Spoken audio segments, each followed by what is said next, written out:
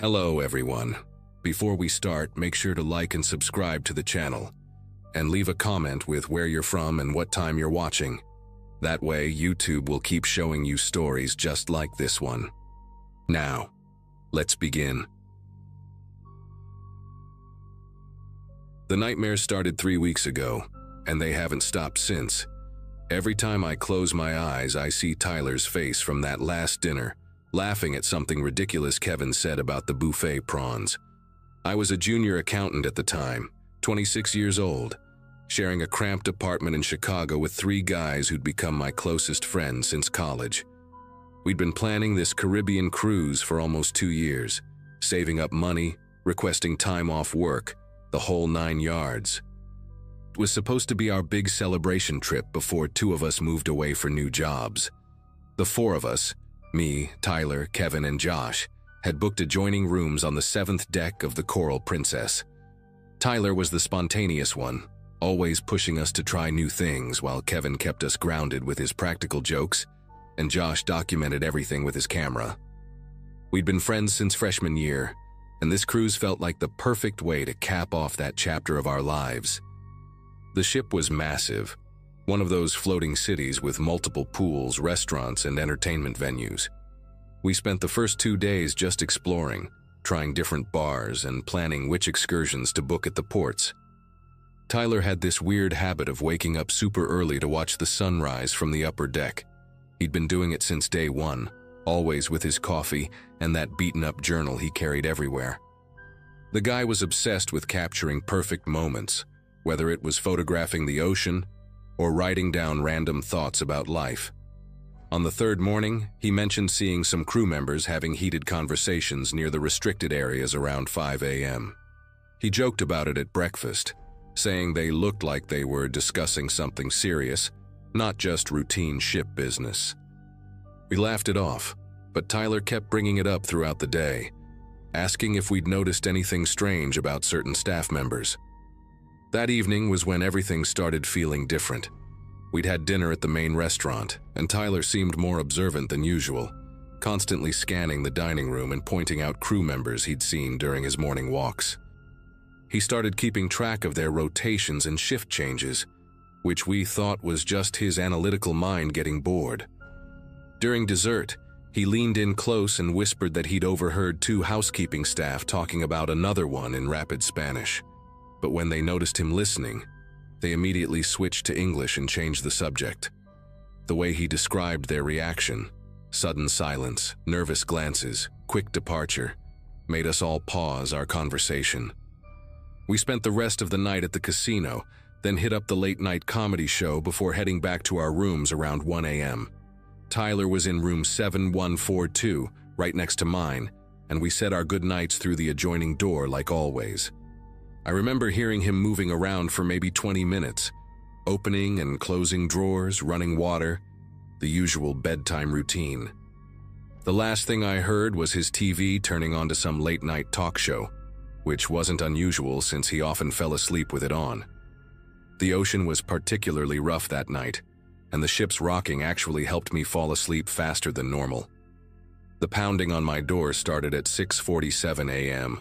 I know the exact time because I stared at the digital clock, confused and groggy, wondering why housekeeping would be so aggressive so early. But it wasn't housekeeping. It was Kevin and Josh, both looking panicked and talking over each other. They'd gone to Tyler's room to surprise him with coffee and pastries from the breakfast buffet, but he wasn't there. His bed was still made. His journal was open on the desk with fresh writing from the night before, and his balcony door was wide open with the curtains whipping around in the morning breeze. His coffee maker was still set up for his usual 5 a.m. routine, but the timer never went off. We immediately called ship security, and within minutes, our hallway was swarming with crew members. The head of security, a stern woman named Captain Martinez, took our statements with what seemed like practiced efficiency. She asked about Tyler's mental state, whether he'd been drinking heavily, if he had any history of sleepwalking or depression. Her questions felt rehearsed, like she'd asked them many times before. When we mentioned Tyler's observations about crew conversations and his habit of exploring restricted areas, her demeanor shifted slightly. she became more formal, telling us that passengers sometimes misinterpret routine operational discussions and that Tyler had likely suffered an unfortunate accident during his early morning routine. The ship's announcement came 2 hours later, a somber message about a passenger who had gone overboard during the night, followed by a moment of silence. But here's what bothered me. They never actually searched the ship thoroughly. No systematic room-by-room check. No announcement asking other passengers if they'd seen anything unusual. Instead, they immediately launched into their overboard protocol, scanning the ocean surface with binoculars and contacting the Coast Guard. When Josh suggested they review security footage from the deck cameras, Captain Martinez explained that the cameras in that section had been undergoing maintenance. The timing seemed impossibly convenient, and her explanation came too quickly, like she'd prepared it in advance. That afternoon, while the three of us sat in the main lounge trying to process what had happened, we overheard a conversation that made our suspicions concrete. 2 crew members, a maintenance worker and someone from guest services, were talking quietly at a nearby table, probably assuming we couldn't hear them over the ambient noise. The maintenance guy mentioned the 3rd one this season, and how they needed to be more careful about selecting the right candidates. The guest services woman hushed him immediately, reminding him that management handles the documentation and that their job was just to maintain the schedule.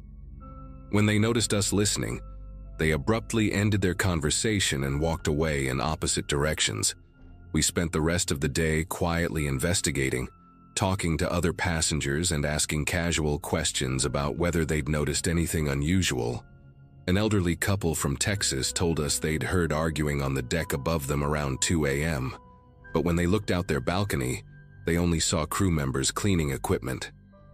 A woman traveling alone mentioned seeing someone being escorted through the service corridors the night before, but she'd assumed it was just a drunk passenger being helped to their room. Every story we heard painted a picture of late-night activity that didn't align with normal cruise operations. The crew's explanations became increasingly inconsistent when we asked follow-up questions about their procedures and protocols. The breaking point came on our last night aboard the ship.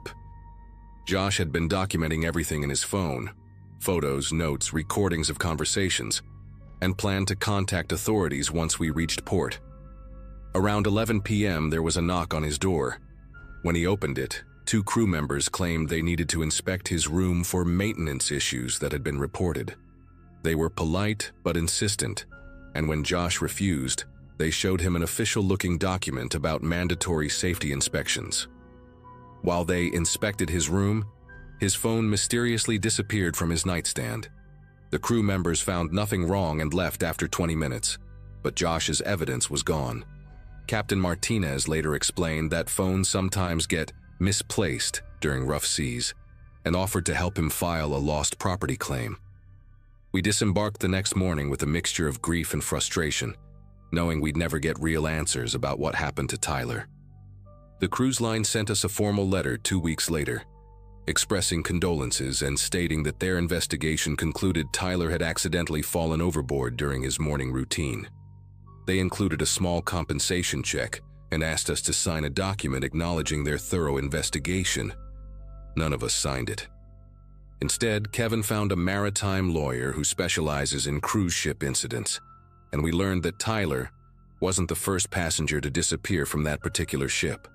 There had been at least 6 similar cases over the past 3 years, all ruled accidental, all involving passengers who had been asking questions or exploring areas they shouldn't have been. The lawyer is still building a case, but the cruise line has powerful legal teams, and most incidents happen in international waters where jurisdiction gets complicated. I think about Tyler every day, wondering if he discovered something that made him dangerous to their operation, and whether we'll ever know the truth about what really happened that night.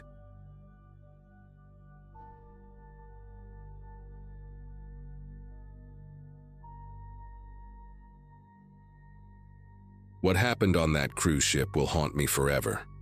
I'm a 34-year-old accountant from Denver, and last September I booked myself on the Ocean Majesty for what was supposed to be a relaxing week in the Caribbean. After grinding through 2 years of 60-hour weeks at my firm, I'd finally gotten the promotion I'd been chasing, and my doctor had started making pointed comments about my stress levels during my annual checkup. The cruise seemed like the perfect remedy. 7 days of unlimited food, poolside lounging, and absolutely zero spreadsheets. I'd never been on a cruise before, but the brochure made it seem like floating paradise with its massive pools, multiple restaurants, and enough entertainment to keep anyone busy. The first 3 days were everything I'd hoped for. I spent my mornings on Deck 7 with a paperback novel, afternoons exploring the ship's endless corridors, and evenings trying different restaurants. The Ocean Majesty was like a floating city, nearly 4,000 passengers and crew with decks that seemed to stretch on forever. I'd made friends with a retired couple from Portland, Janet and Robert, who'd been on dozens of cruises and kept pointing out all the best spots on the ship. Janet had this infectious laugh that could be heard 3 tables away in the dining room, and Robert always wore these ridiculous Hawaiian shirts that somehow looked distinguished on him. We'd established a routine of meeting for breakfast each morning at the Serenity Deck restaurant, where the coffee was strong and the ocean views were spectacular. But on the 4th morning, Wednesday, everything changed. I woke up around 6:30 a.m. to this weird sensation. The ship felt different. Not the usual gentle rocking motion I'd gotten used to, but something more erratic, almost jerky. The engines sounded different too, like they were straining harder than usual. I figured maybe we were hitting some rough weather, but when I pulled back the curtains of my balcony door, the ocean looked relatively calm. The morning sun was casting this beautiful golden path across the water, and I could see several other ships in the distance, which was unusual because for the past 3 days we'd been mostly alone on the open sea. I got dressed and headed to meet Janet and Robert for breakfast, assuming they'd have some explanation for the ship's strange behavior. When I arrived at the restaurant, the atmosphere was tense. Conversations were hushed, and I noticed several crew members huddled together near the coffee station, speaking in urgent whispers. Janet and Robert were already at our usual table, but instead of their typical cheerful morning banter, they looked worried. Robert's Hawaiian shirt today was a bright orange with palm trees, but his face was pale beneath his vacation tan. Janet wasn't laughing at all. She was gripping her coffee cup with both hands and staring out the window at those distant ships. The moment I sat down, she leaned forward and whispered that she'd heard some disturbing rumors from other passengers. Apparently, people were saying the ship had taken an unexpected route during the night, and some of the crew members seemed genuinely concerned about where we were heading. Around 9 a.m., the ship's intercom crackled to life with Captain Harrison's voice. He had this deep, authoritative tone that usually made announcements about dinner reservations and entertainment schedules, but this time he sounded strained. He announced that due to navigational adjustments, all passengers were required to return to their cabins immediately and remain there until further notice. No explanation, no estimated time frame, just a direct order that sent a chill through the entire dining room. The crew members who had been whispering suddenly sprang into action, politely but firmly directing passengers toward the elevators. I watched as families with young children gathered their belongings, confusion and worry written across their faces. One little girl, maybe 6 years old, kept asking her mother why they couldn't go to the pool, and her mother just kept saying, "Soon, sweetheart," in this voice that didn't sound convinced. The walk back to my cabin felt like a funeral march. The ship's corridors, which had been filled with laughter and excitement for the past 3 days, were now eerily quiet except for the sound of footsteps and nervous whispers. I passed the main deck on my way to the elevator and caught a glimpse of something that made my chest tighten. Those ships in the distance weren't pleasure craft or commercial vessels. They were military ships, and they were getting closer. Their gray hulls cut through the water with purpose, and I could see uniformed figures moving on their decks. The morning sun reflected off what looked like mounted equipment that definitely wasn't for fishing or transportation. I pressed the elevator button repeatedly, suddenly desperate to get to my cabin and try to make sense of what was happening. Once locked in my cabin, I immediately went to my balcony and peered through the glass door. The military vessels were close enough now that I could make out details that made my heart race. There were at least 4 ships forming what looked like a perimeter around us, and they all flew flags I didn't recognize, red with some kind of symbol I couldn't quite make out from this distance.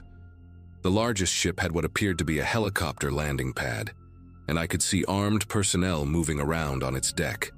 Through my cabin walls, I could hear other passengers talking in hushed, panicked voices. The woman in the cabin next to mine was crying, and I could hear a man's voice trying to comfort her. The ship's engines had gone almost silent, and we were barely moving now, just drifting with these military vessels maintaining their positions around us like we were some kind of prize they were guarding. The intercom crackled again around 11 a.m., but this time it wasn't Captain Harrison. A voice I didn't recognize, speaking with what sounded like a foreign accent, came through the speakers. He identified himself as Commander Valdez from the Maritime Defense Force, and his words sent ice through my veins. He announced that the Ocean Majesty had entered restricted territorial waters without authorization and was now under military escort. All passengers were to remain in their cabins while the situation was resolved through proper diplomatic channels. The way he said resolved made it sound like we were cargo rather than people. After the announcement ended, an eerie silence settled over the ship. Even the usual sounds of the ocean seemed muffled, like the entire world was holding its breath waiting to see what would happen next. Hours crawled by with no updates. I tried calling the front desk, but the line was busy. I attempted to use the ship's Wi-Fi to contact my family, but the internet had been cut off. Through my balcony door, I watched the military ships maintain their positions, never moving more than a few hundred yards away. Around 2 p.m., I heard helicopters overhead. Not just one, but several, their rotors creating a thunderous noise that seemed to shake the entire ship. I pressed my face against the glass and saw them circling above us like mechanical vultures. One helicopter was much larger than the others, and I could see uniformed figures rappelling down ropes onto our ship's upper deck. The sight of armed soldiers actually boarding our vessel made everything terrifyingly real. This wasn't some misunderstanding that would be cleared up with a few phone calls. We were genuinely trapped in the middle of an international incident. The worst part was the uncertainty. Nobody knew what was happening or how long it would last. I could hear children crying in distant cabins, and the elderly couple across the hall from me were having a heated argument about whether they should try to leave their room. The man kept insisting they had rights as American citizens, while his wife begged him not to do anything that might make the situation worse. Around 4 p.m., I heard footsteps in the corridor. Heavy boots, not the soft-soled shoes the regular crew wore. There was a sharp knock on someone's door, followed by muffled conversation in what sounded like Spanish. Then another knock, closer to my room. My heart was pounding so hard I could feel it in my throat. When the knock came to my door, I stood there paralyzed, afraid to answer but equally afraid of what would happen if I didn't. When I finally opened the door, there was a uniformed soldier standing in the hallway alongside one of our ship's crew members, a young woman named Lisa, who'd been serving drinks at the pool bar just yesterday. Lisa looked terrified, her usual bright smile replaced by barely contained panic. The soldier was checking room numbers against a list, and he asked for my identification in heavily accented English. His uniform was crisp and military precise, with patches I didn't recognize, and equipment that looked serious and functional. After examining my passport, he simply nodded and moved on to the next door. Lisa caught my eye for just a moment, and I could see her mouth the word sorry before they continued down the corridor. That brief interaction somehow made everything more real, seeing someone I'd laughed with just days before now reduced to a terrified guide for foreign military personnel. Around 7 p.m., Captain Harrison's voice returned to the intercom, but he sounded like a completely different person. His usual confident tone was replaced by something that bordered on defeat. He announced that the ship had indeed entered disputed territorial waters due to what he called navigational errors, and that diplomatic negotiations were ongoing. He assured us that our safety was the top priority and that we should remain calm and patient. But then he said something that made my entire body go numb. He mentioned that the ship's original route had been altered to optimize fuel efficiency, and that this decision had led to our current predicament. As the implications of his words sank in, I realized that someone had made a calculated decision to save money by cutting through restricted waters, and now 4,000 people were paying the price. The standoff continued through the night, with military vessels maintaining their positions and armed personnel patrolling our decks. We were released the next morning after what I later learned were intense diplomatic negotiations, but the cruise company quietly settled lawsuits and fired Captain Harrison within weeks. I never found out exactly which country's waters we'd entered, but I'll never forget the feeling of being completely powerless in the middle of the ocean, trapped between corporate greed and international politics.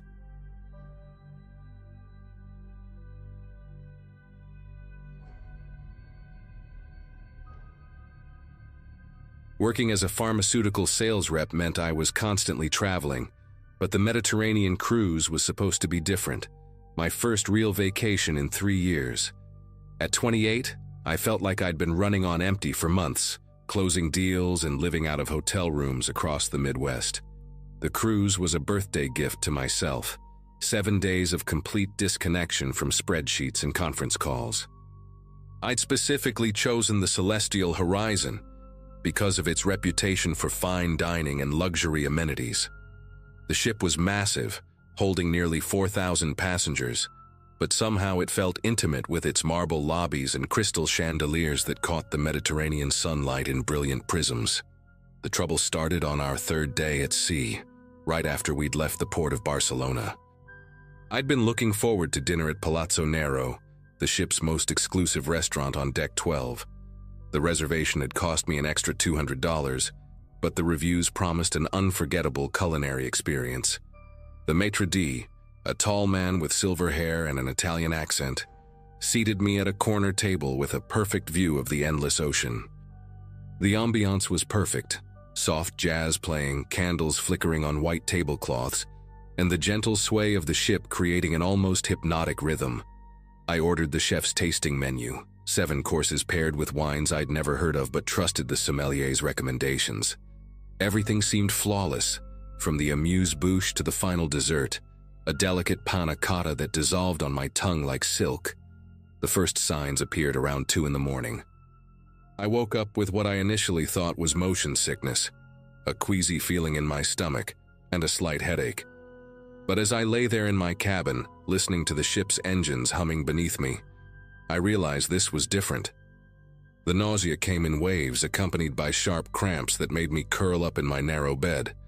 I'd been on cruise ships before and never experienced seasickness this severe. The room felt like it was spinning faster than the ship's natural movement, and a cold sweat broke out across my forehead. I stumbled to the bathroom, barely making it before my stomach emptied itself violently. The taste was metallic, bitter, nothing like the exquisite meal I'd enjoyed hours earlier. Between retching, I could hear similar sounds coming from neighboring cabins, muffled groans and the unmistakable sound of others being sick. By morning, the ship's medical bay was overwhelmed. I'd managed to get dressed and make my way to Deck 5, where a line of pale, shaking passengers stretched down the corridor. The ship's doctor, a middle-aged woman with kind eyes but visible concern etched on her face, was moving between patients with increasing urgency. I overheard her speaking quietly to a nurse about the unusual number of cases they were seeing. Nearly 60 passengers had reported similar symptoms overnight. What struck me as odd was the pattern. Everyone who'd fallen ill had dined at Palazzo Nero the previous evening. The other restaurants on the ship, the buffet, the steakhouse, even the casual pizza joint, their patrons seemed perfectly fine. As I waited for nearly 2 hours, I watched more people stumble in, some so weak they needed help walking.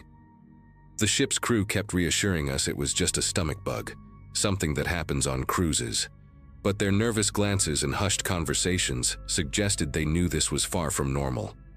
The situation deteriorated rapidly over the next 24 hours. What had started as severe food poisoning quickly escalated into something far more sinister. 3 passengers, an elderly couple from Ohio, and a young mother traveling with her teenage daughter were moved to the ship's intensive care unit after their conditions became critical. Their symptoms had progressed beyond simple gastroenteritis. They were experiencing severe dehydration, erratic heart rhythms, and what the medical staff quietly described as neurological complications. I learned this information from Amanda, a nurse I'd befriended during my frequent visits to the medical bay. She worked the night shift and had been with the cruise line for 8 years, long enough to know when something was seriously wrong. During one of our conversations, she pulled me aside and whispered that the blood tests were showing unusual toxin levels, something she'd never seen in typical food poisoning cases. The ship's captain finally addressed the passengers on day 4, his voice crackling through the intercom system with barely concealed tension. He announced that they were conducting a full investigation into the isolated incident at Palazzo Nero, and that all affected passengers would receive full medical care and compensation. But his words felt hollow when I looked around the ship and saw the growing number of empty deck chairs and closed cabin doors. The atmosphere had shifted completely. What had been a floating paradise now felt like a prison. Passengers who hadn't been affected whispered in small groups, casting suspicious glances at crew members who passed by. The dining rooms were half empty, with most people too afraid to eat anything beyond sealed snacks they'd brought from home.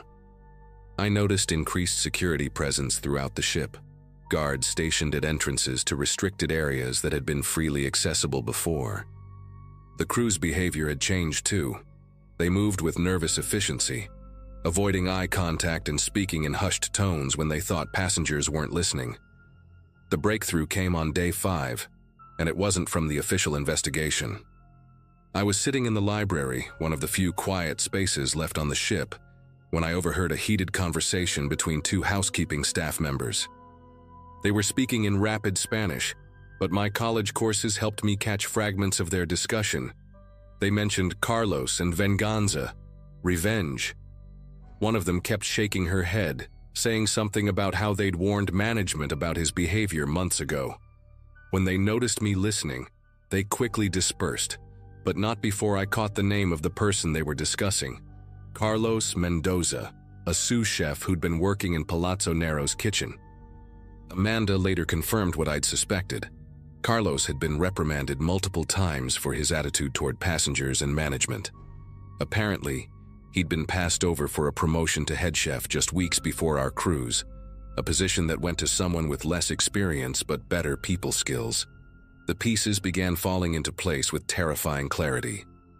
Carlos had systematically contaminated specific dishes during that Tuesday evening service, targeting the most expensive menu items that only paying customers from Palazzo Nero would order.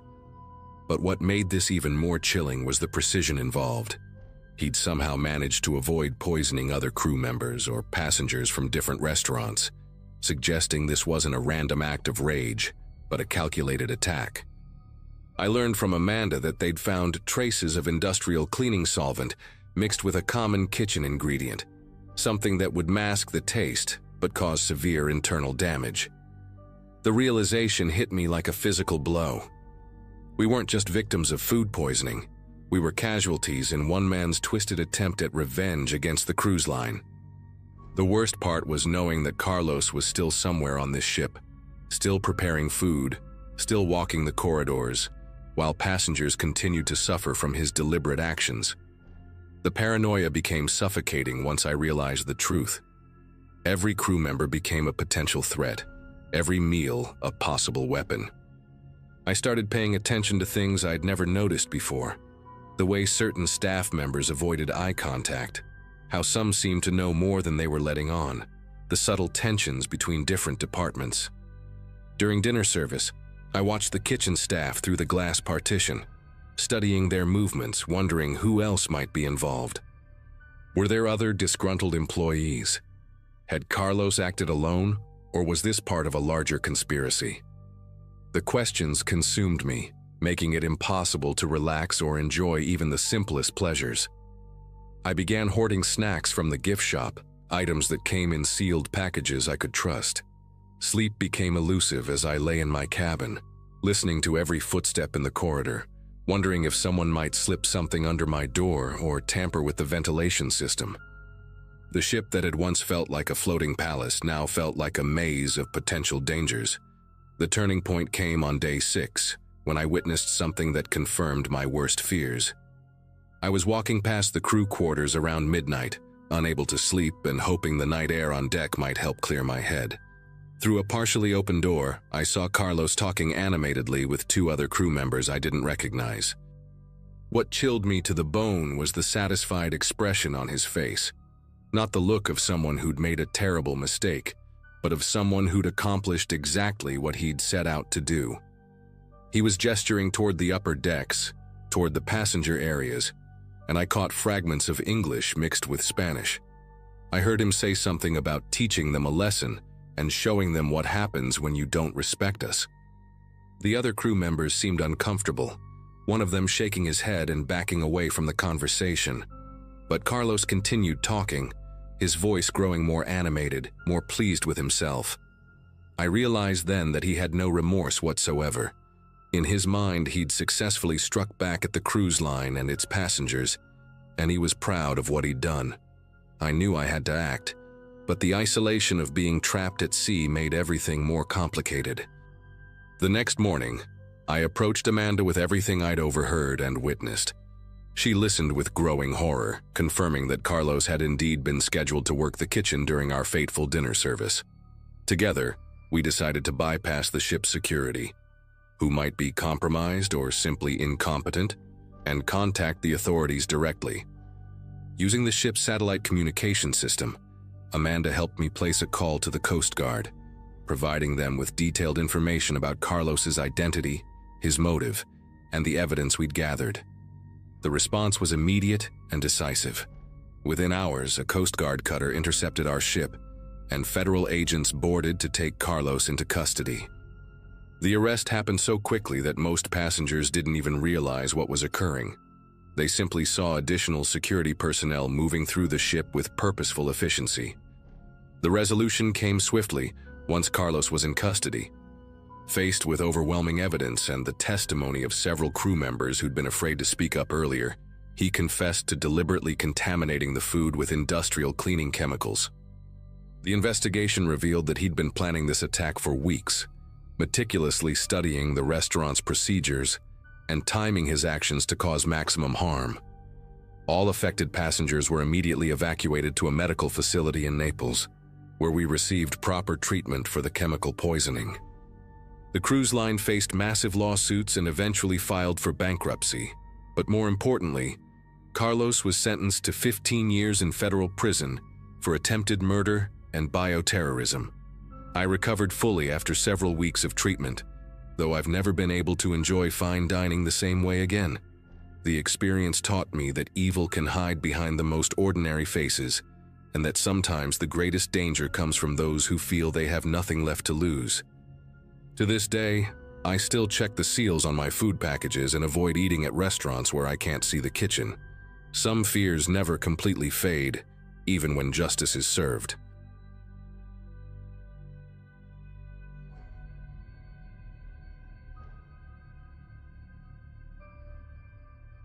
Working the night shift as a pool deck supervisor aboard the Celestial Voyager wasn't exactly my dream job, but it paid well enough to keep me going while I finished my marine biology degree. The spring of 2019 had been exhausting, cruise season in full swing, screaming kids during the day, and then the eerie silence that settled over the pool decks once the sun went down. I was 22, bunking in a cramped crew quarters on Deck 3, surviving on whatever leftovers I could grab from the crew mess hall and the occasional snack from the passenger buffets when no one was looking. Most nights, I'd spend my shift reading textbooks under the dim deck lights, occasionally walking the perimeter to check for any equipment issues or passengers trying to sneak in for a midnight swim. The pool areas were completely off limits after 11 p.m. Ship policy was crystal clear about that, especially when we were at sea. What made the job bearable was the solitude.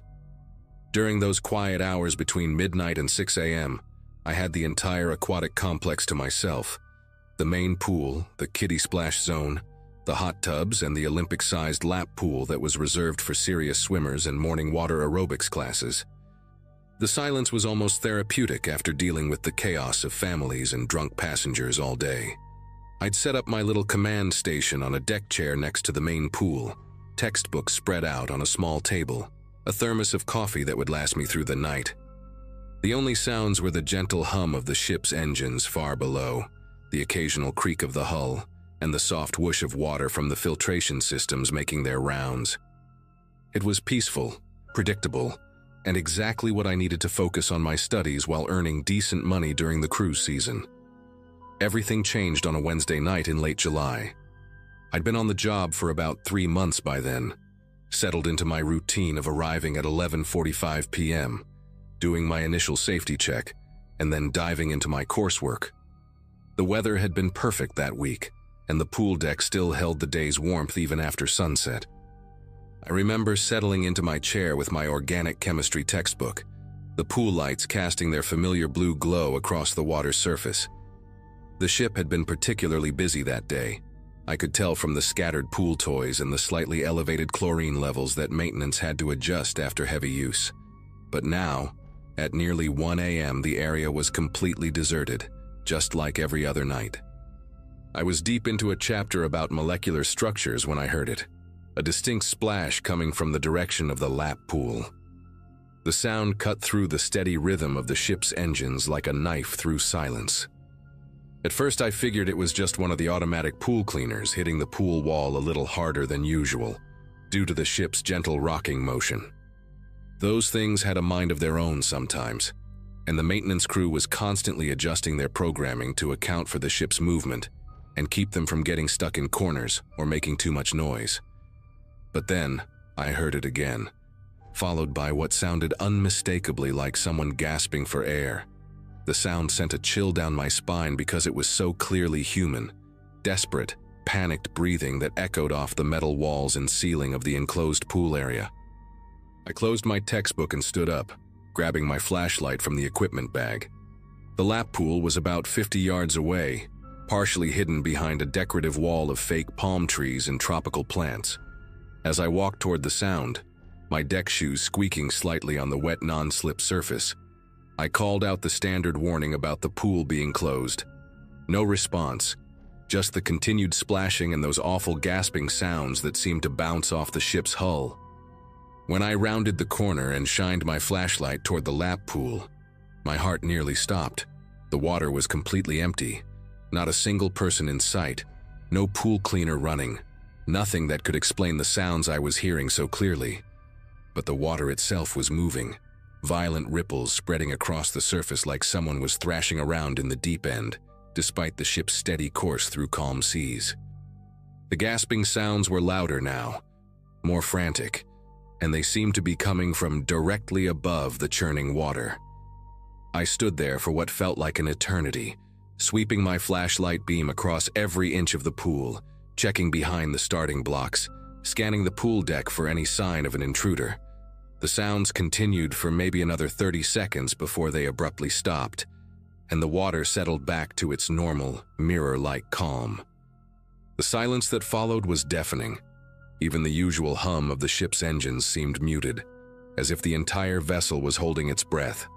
I spent the next hour doing a thorough search of the entire pool complex, checking every possible hiding spot, every maintenance room, every corner where someone could have concealed themselves.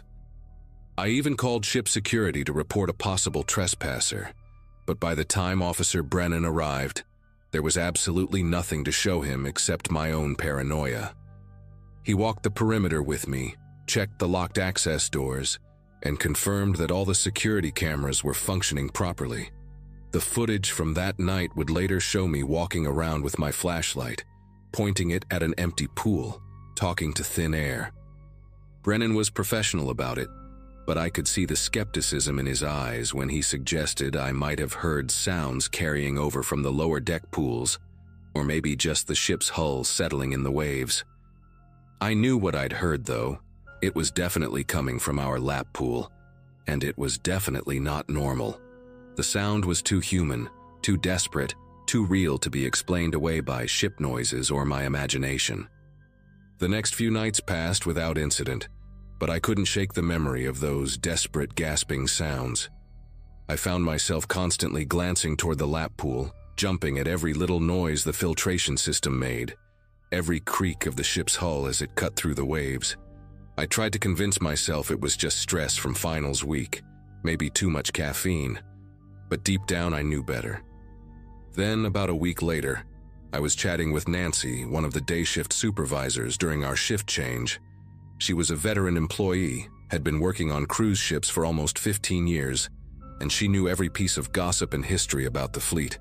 When I casually mentioned the weird sounds I'd been hearing at night, her expression changed completely.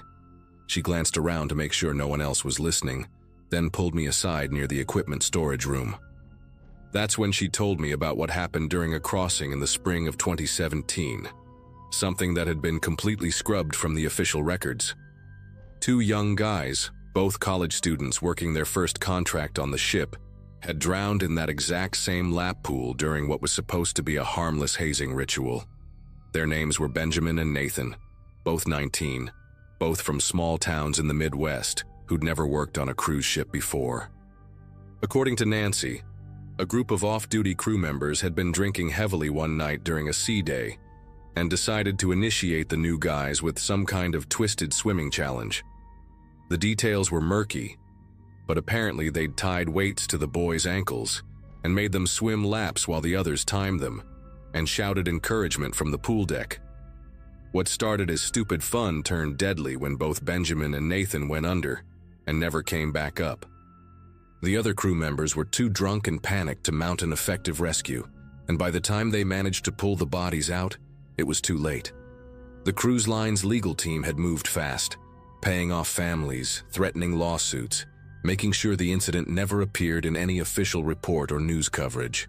Nancy's voice was barely above a whisper as she finished the story, her eyes darting around nervously like she expected someone from management to appear and silence her. She told me that several crew members had quit immediately after the incident, unable to handle the guilt and the cover-up that followed. The staff members directly involved had been quietly transferred to other ships or let go with generous severance packages and non-disclosure agreements. Even the pool itself had been completely drained, scrubbed, and refilled with fresh water during the next port stop, though Nancy suspected it was more about erasing evidence than maintaining cleanliness. What haunted her most was that both Benjamin and Nathan had been strong swimmers. Benjamin had been on his high school swim team, and Nathan had worked as a lifeguard at a community pool back home. They shouldn't have drowned, not under normal circumstances, but the combination of alcohol, peer pressure, and weighted restraints had created a perfect storm of tragedy in the confines of that ship's pool. After hearing that story, the sounds I'd been experiencing took on a completely different meaning. Every night shift became an exercise in controlled terror as I waited for those desperate gasping sounds to return. And they did return, always around the same time, always from the lap pool, always lasting just long enough to make my skin crawl before falling silent again. I started documenting everything. The exact times, the duration of the sounds, the ship's position and weather conditions, anything that might help me understand what was happening. The pattern was eerily consistent. The sounds would begin around 12:45 a.m. and last for approximately 2 to 3 minutes, always starting with splashing and escalating to those horrible gasping sounds. I even tried recording them with my phone, but the audio files came out completely silent, capturing nothing but the ambient noise of the ship's engines and my own nervous breathing. It was as if whatever was happening existed in a space that technology couldn't touch. The breaking point came on a humid Friday night in early August. The sounds had been getting more frequent, sometimes happening twice in one shift, and I was starting to seriously question my sanity. That particular night, we were sailing through calm waters between ports, and I decided to position myself right next to the lap pool before the usual time, determined to figure out what was really going on. I set up a chair at the pool's edge, my flashlight ready, and waited. At exactly 12:47 a.m., the water began to churn violently in the deep end, and the gasping sound started immediately. But this time, They were so clear and desperate that I could almost make out words. It sounded like someone was trying to scream for help, but couldn't get enough air, their voice gurgling and choking on water that wasn't there. The realization hit me like a physical blow. I was hearing Benjamin and Nathan's final moments, playing out over and over again in some kind of endless loop. The terror in those sounds was so raw and real that I started crying, not from fear, but from the overwhelming sadness of two young lives cut short by stupidity and cruelty. That's when I made my decision. I couldn't let this continue, not for my own peace of mind and not for whatever was left of Benjamin and Nathan. The next day when we docked in port, I researched everything I could about the two victims, tracking down their hometown newspapers and social media profiles that their families had left as memorials. I printed out their photos at an internet cafe and wrote a simple letter apologizing for what had happened to them and acknowledging that their deaths hadn't been forgotten. That night, I placed the photos and letter on the pool deck next to the deep end, along with 2 small bouquets of flowers I'd managed to buy from a vendor at our last port. I sat there for hours talking to the empty pool about Benjamin and Nathan, telling them about my own life, my studies, my dreams of becoming a marine biologist. I promised them that I would make sure their story was told, that their deaths wouldn't remain buried under legal threats and hush money. The sound stopped that night and never returned during my remaining weeks aboard the Celestial Voyager. The pool finally found its peace, and so did I.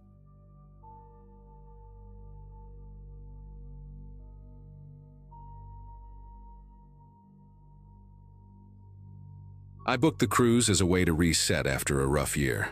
My sister had just moved across the country. I was between jobs and everything felt stuck.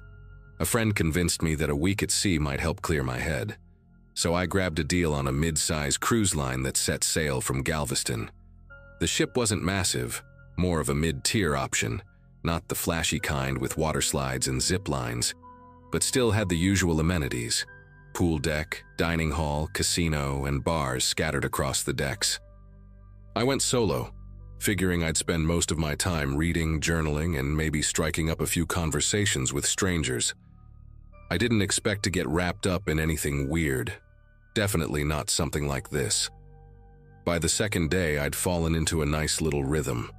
Mornings were for wandering the upper decks with coffee, afternoons by the pool, and evenings at the lounge tucked near the stern.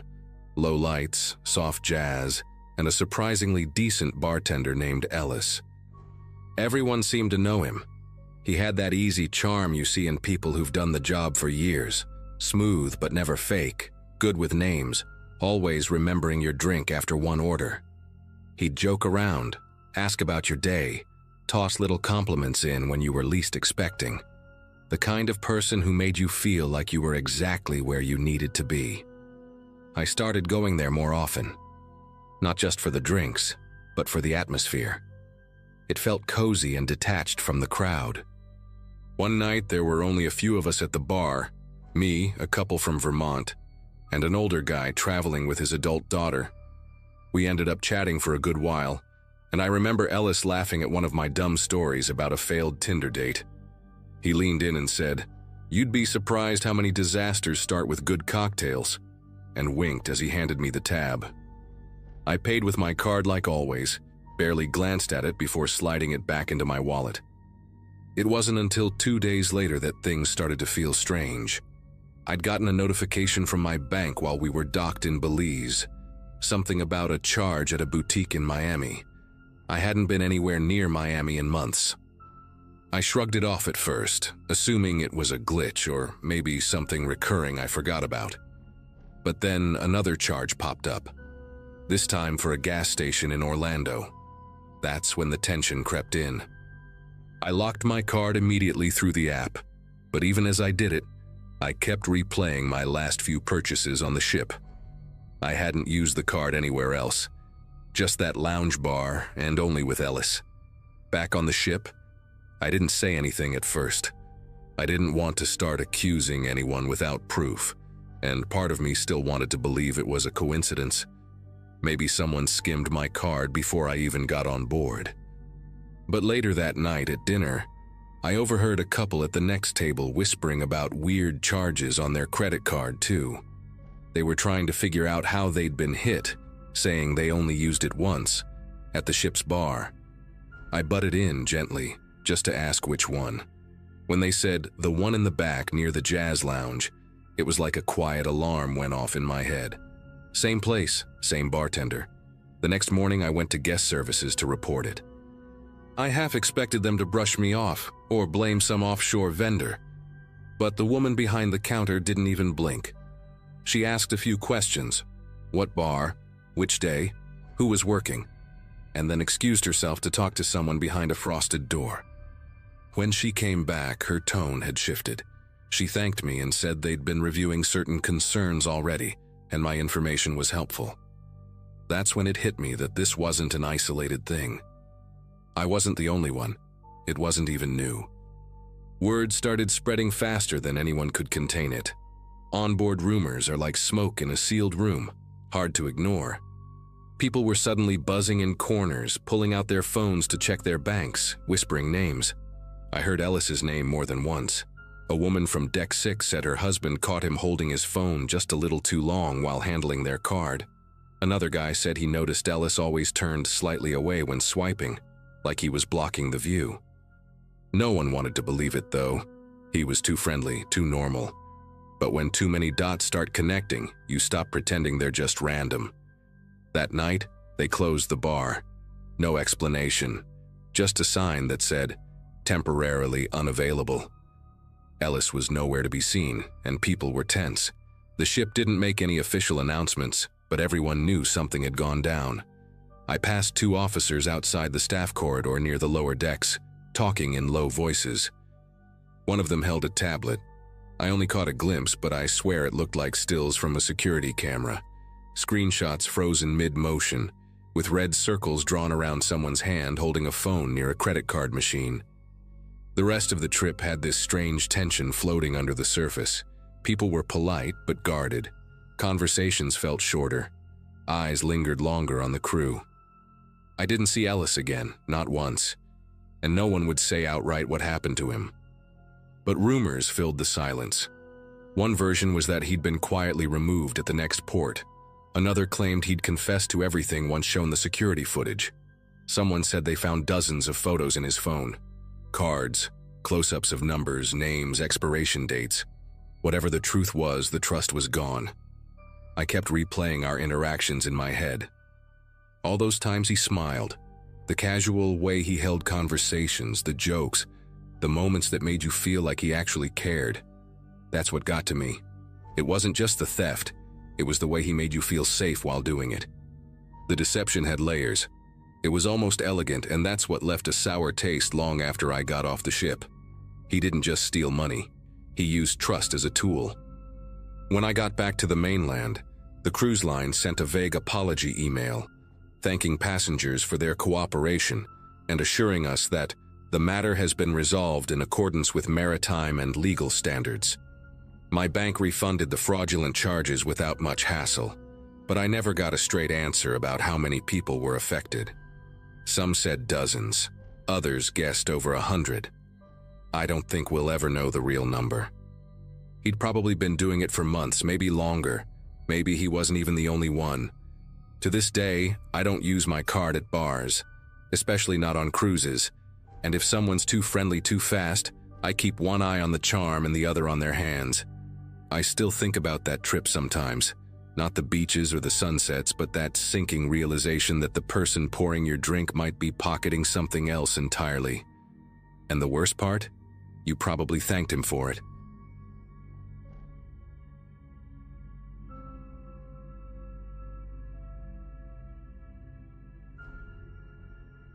Here I am at 2 a.m., wide awake, and I keep thinking about what happened on that cruise last month. I can't get it out of my head, and maybe writing it down will help me process everything. I'm a 34-year-old accountant from Phoenix, and honestly, the most exciting thing that usually happens in my life is finding a decent parking spot at the mall. My wife Jessica had been begging me to take a vacation for months, saying I appeared ready to burn out completely. She wasn't wrong. I'd been pulling 12-hour days for 3 months straight during tax season. When she found this 7-day Caribbean cruise deal online, I figured why not. It was November, perfect timing to escape the heat back home and just decompress. The ship was called the Royal Horizon, one of those massive floating cities with pools, restaurants, and enough entertainment to keep thousands of people busy. Jessica was thrilled. She'd already planned our entire itinerary before we even boarded. The first 3 days were exactly what I needed. I actually managed to forget about spreadsheets and client deadlines for the first time in months. We ate way too much at the buffet. Jessica dragged me to the dance classes, and I even tried my hand at the rock climbing wall. The weather was perfect. The ocean was this incredible shade of blue I'd never seen before, and for once, I felt like I could actually breathe. Our cabin was on deck 8, starboard side, with a tiny balcony where we'd sit every evening watching the sunset. The crew was friendly, always smiling and asking if we needed anything. Everything was going exactly as planned, and I remember thinking that maybe Jessica was right. Maybe I really did need to take more breaks from work. The ship had this routine to it, this comfortable predictability that made everything feel safe and organized. Meals at the same times, activities scheduled down to the minute, and the gentle rocking motion that helped me sleep better than I had in years. It was Wednesday morning when things started getting weird. I was up early around 6 a.m. because I'd developed this habit of walking the deck before the crowds appeared. The sunrise over the ocean was always worth the early wake-up call. I was making my usual loop around deck 7 when I heard voices coming from below. Angry, hushed voices that didn't match the usual cheerful crew chatter. I leaned against the railing and could make out at least 4 people arguing in what sounded like a mix of English and Spanish. One voice kept saying, "No puede ser," over and over, which my high school Spanish told me meant, "It can't be." Another voice, definitely American, was saying something about keeping it quiet until we dock. The urgency in their voices made me pause. These weren't the same crew members who'd been serving us drinks and making towel animals for the past 3 days. These voices carried a tension that cut through the peaceful morning air like a knife. What really caught my attention was when I heard footsteps, a lot of them, moving quickly across the metal floors below. I could hear equipment being moved, heavy things being dragged, and what sounded like hammering or banging. The noise echoed up through the ship's structure in a way that made me realize this wasn't normal maintenance work. I'd been on the ship long enough to know the usual sounds: the gentle hum of the engines, the soft whoosh of the air conditioning, the distant clatter of dishes from the kitchen. This was different. This was urgent, almost frantic activity happening in parts of the ship that passengers weren't supposed to access. When I tried to peer down to see what was happening, I realized I couldn't see anything from my position. The voices stopped abruptly, like someone had noticed me up there. The sudden silence was more unsettling than the noise had been. I waited for a few minutes, but the activity seemed to have moved elsewhere, deeper into the ship where I couldn't hear it anymore. At breakfast, I mentioned what I'd heard to Jessica, but she just laughed it off, saying they were probably doing routine maintenance or preparing for some surprise activity. Her optimism was infectious, and I almost convinced myself she was right. That is, until I noticed something odd while we were eating. 3 crew members I'd never seen before were walking through the dining room, not serving food or cleaning tables, but watching people. They wore the same uniforms as the other crew, but their name tags were different. Instead of the usual cheerful names like Antonio, Cruise Director, or Maria, Guest Services, these just said Staff in plain black letters. They moved with purpose, scanning faces, taking notes on small clipboards. One of them, a tall guy with a neck tattoo that peeked out from his collar, kept staring at our table for longer than was comfortable. When I made eye contact with him, he didn't smile or nod like the other crew members always did. He just kept staring until his supervisor tapped his shoulder and pointed him toward another section of the dining room. The weirdest part was when Jessica got up to get more coffee from the buffet. The guy with the neck tattoo immediately walked over to where she'd been sitting and seemed to be looking at her plate, her napkin, even the chair she'd been using. He was being subtle about it, pretending to wipe down the table next to ours, but I could tell he was studying everything about our spot. When Jessica came back, she was chatting with another passenger, an older woman named Helen from Michigan, who was traveling with her sister. Helen was excited about something, talking rapidly about how she'd seen crew members doing something mysterious down on Deck 3 earlier that morning. She said they'd blocked off an entire section with yellow tape and were only letting certain crew members through. Helen's sister, Margaret, rolled her eyes and said Helen watched too many crime shows, but I could tell Helen was genuinely unsettled by what she'd seen. The fact that someone else had noticed unusual activity made my stomach tighten with a kind of dread I hadn't felt since childhood. By Thursday afternoon, the atmosphere on the ship had completely shifted. Word was spreading among passengers that something was going on in the lower decks. People were whispering in the hallways, gathering in small groups, and sharing theories about what they'd seen or heard. The crew's behavior had changed too. They were still polite, but there was this underlying tension that you could feel in every interaction. When I asked our room steward, Paolo, about the blocked-off areas, his face went pale, and he said management had told them not to discuss operational matters with guests. He looked genuinely scared, which made me realize this wasn't just routine maintenance.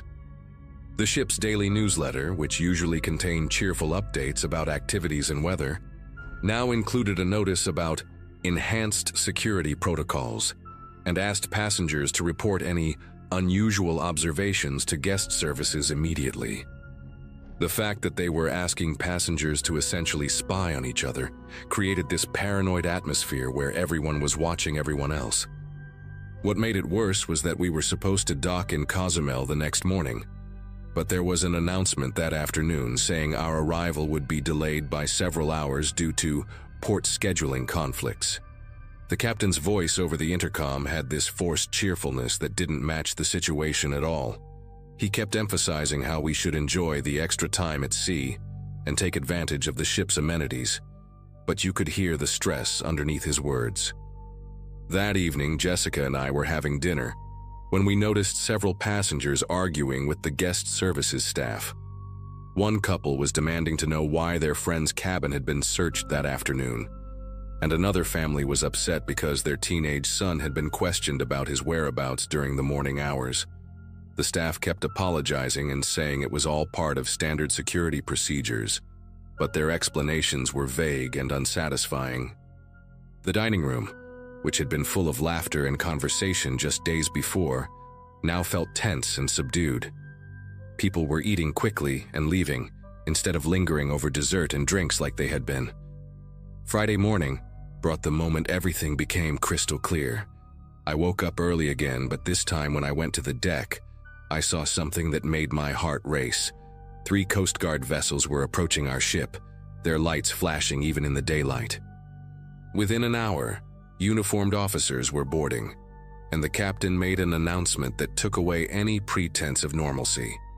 He said federal authorities were conducting a routine inspection and that all passengers should remain calm and cooperate fully. The word routine fooled no one. You don't need 3 Coast Guard cutters for a routine inspection. Jessica grabbed my arm so tightly I thought she might leave bruises, and I could see the fear in her eyes that matched what I was feeling.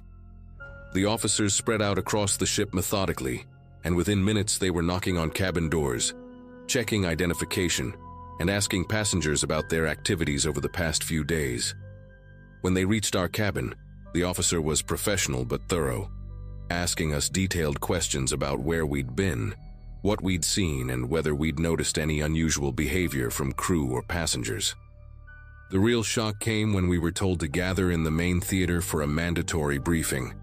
The lead investigator, a stern woman in her 50s, explained that they had received credible intelligence about illegal smuggling activities on board our ship. She said they had evidence that someone among the crew or passengers was involved in transporting illegal goods, and that the investigation would continue until they found the responsible parties. She emphasized that innocent people had nothing to fear, but that everyone would be questioned, and that certain areas of the ship would remain off-limits until further notice. The room was dead silent except for the sound of people shifting in their seats and the occasional nervous cough. Looking around at the faces of my fellow passengers, I could see the same mixture of fear and disbelief that I was feeling. This wasn't supposed to happen on a vacation. This was the kind of thing you read about in the news, not something you lived through while trying to relax and forget about your problems back home. The next few hours were a nightmare of waiting and uncertainty. They divided us into groups and questioned us one by one in conference rooms that had been turned into makeshift interrogation chambers. When my turn came, the officer asked me about everything. The voices I'd heard Wednesday morning, the strange crew members I'd noticed, even what Helen had told me about the blocked-off areas. I told them everything I could remember, feeling like I was betraying people, even though I was just trying to help. The officer took detailed notes and seemed particularly interested in my description of the crew member with the neck tattoo. After what felt like hours, they released me back to the main areas of the ship, but the atmosphere was completely different now. People were avoiding eye contact, whispering in corners, and generally acting like everyone else might be a suspect. The investigation continued for another full day, with officers going through cargo areas, crew quarters, and even passenger luggage with dogs and specialized equipment. Finally, on Saturday evening, they made an arrest. It wasn't a passenger at all. It was 3 crew members, including the guy with the neck tattoo who had been watching our table.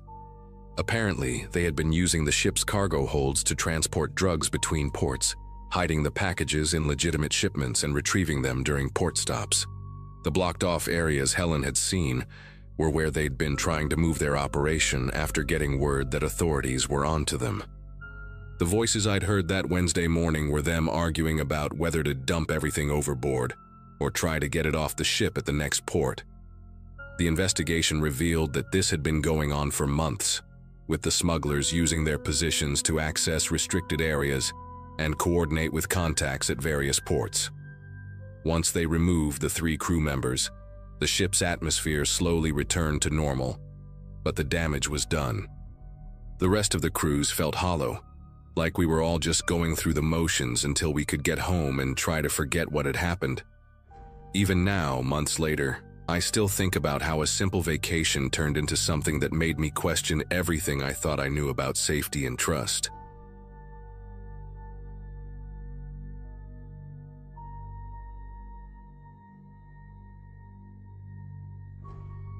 I'd saved up for over a year to book that cruise. Not one of those wild party ships, but something quieter, more relaxed. It was a mid-range line, mostly families and older couples, a few solo travelers like me. I'm a middle school history teacher from New Hampshire, and this was supposed to be my finally unplug and breathe kind of trip. The first few days were smooth. Calm sea, decent food, a friendly older couple at my dinner table who reminded me of my aunt and uncle. Then, on the 4th morning, the ship changed course. No announcement came right away, but word spread that someone had collapsed near the pool deck. A stretcher was rushed past the buffet. People whispered strokes and seizures. By noon, the captain finally came on the speakers to tell us we'd be making a brief, unscheduled stop to get the passenger medical help. We docked at a port I'd never heard of. The place looked more like a supply station than a real stop. Just one long, narrow pier connected to a handful of weather-beaten buildings. There were no signs, no colorful markets or tour guides like the other ports. Just thick, humid air and a sun that hit harder than usual. The crew made an announcement around 2 p.m., saying we could go ashore for a couple of hours while the medical transfer was happening, as long as we stayed within a designated area. Most people didn't bother, but some of us were stir-crazy and curious.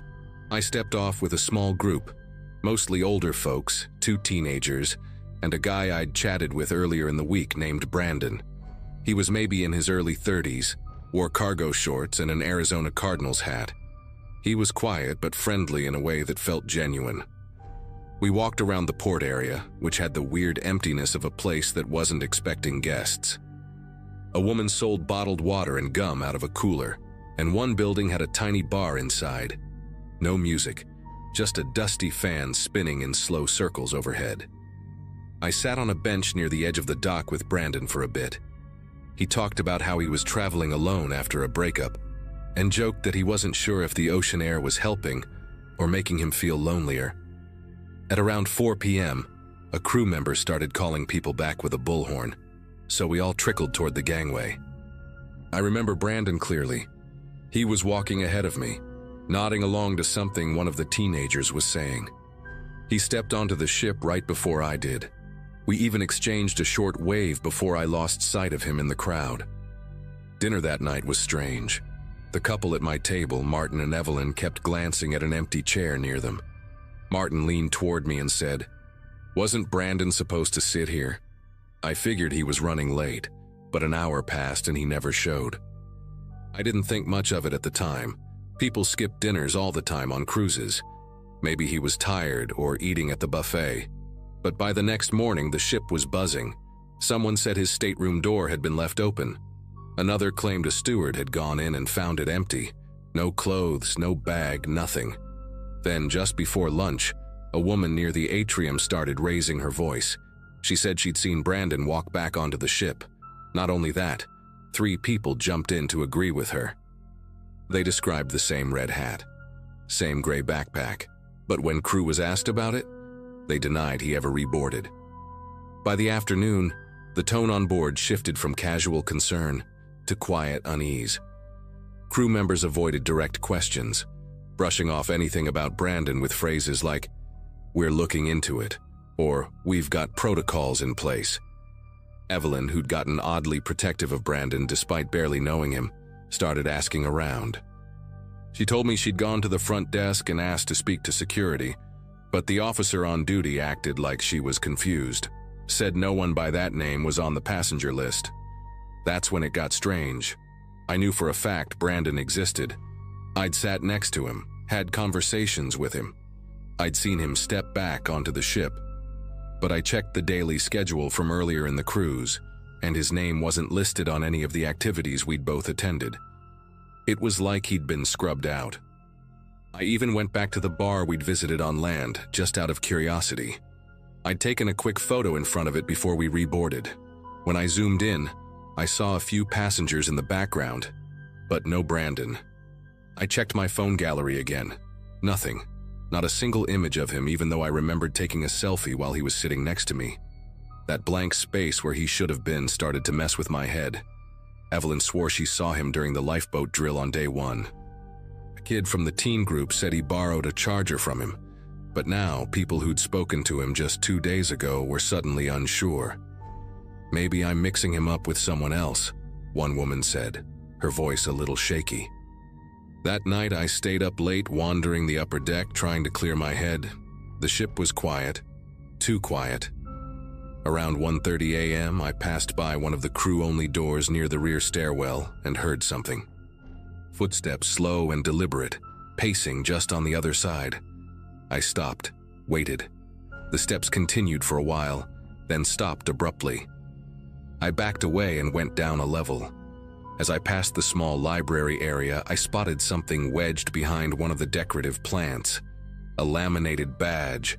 It wasn't mine, but I picked it up. Just instinct, I guess. It had no photo. Just a first name, Brandon, and a room number. I turned to look at the hallway. His room was 2 doors down from where I stood. I hesitated, then walked there, just needing to see it for myself. The door was cracked. Not open, not shut, just sitting there like someone forgot to pull it closed all the way. I nudged it gently. The lights were off, but enough glow came from the hallway to make out shapes inside. The bed was perfectly made, nothing on the nightstand, no bags, no toiletries, not even a key card. Just a single item placed in the center of the pillow, a folded napkin, the kind they give you with drinks by the pool. I stepped in and grabbed it, half expecting some dumb joke or doodle, but there were only 2 words scribbled in uneven handwriting. "Don't follow." I stood there for way too long, napkin in hand, trying to piece together whether this was some elaborate prank or something much worse. The next morning, the napkin was gone. I know that sounds like I imagined it, but I left it folded under my journal in my cabin drawer. When I opened it, the drawer was untouched, but the napkin had vanished. I didn't tell the crew. I already knew what the reaction would be. Evelyn and I talked one last time at breakfast. She looked tired, like she hadn't slept at all. She leaned in and asked me quietly, "Did he ever tell you his last name?" I hadn't thought about it until that moment. I couldn't remember him ever saying it. No one could, not even the kid who swore he borrowed his phone charger. That's when it clicked for both of us. None of us really knew who Brandon was. After we disembarked, I called the cruise line's customer service from the airport. I didn't go in circles. I gave them the room number, the first name, described him, said he'd gone missing. The woman on the line placed me on hold for a while, then came back with a firm, rehearsed tone. "I'm sorry, sir, but no guest by that name was ever registered on that sailing." I pushed back, asked if a crew member might have used that room, or if someone snuck on. She said the room had been unoccupied the entire cruise and that internal logs confirmed that. I asked if they'd received any incident reports. She repeated the same line. I hung up, feeling like I'd stepped out of reality. I didn't sleep much the night after. I just kept thinking about that folded napkin. A few weeks later, Evelyn sent me a message through one of those cruise community forums. She'd found something strange, an archived passenger list from another ship in the same fleet from 3 years ago. It listed a Brandon C., early 30s, same home state as the guy we met. He'd gone missing during a shore excursion. His body was never recovered. According to the thread she found, he was last seen stepping back onto the ship, but no one could confirm if he made it to his room. That stopped me cold. I had to read the post 3 times to absorb it. The name, the age, the reboarding detail. It was too specific to be a coincidence. And yet no one ever talked about that incident publicly. No news, no statement from the cruise line. To this day, I still don't know if Brandon was real or if we met someone or something we were never meant to. But I know what I saw. I know we talked. I remember the Cardinals hat, the quiet voice, the way he looked out over the water like he wasn't sure he wanted to be back. I've kept a land vacation since then. I don't talk about this with people unless I know they'll believe me. Evelyn and I still check in once in a while, and every now and then she sends me a screenshot of a cruise group post that mentions a quiet guy in a red hat who vanished halfway through the trip. And every time, the first name is always the same: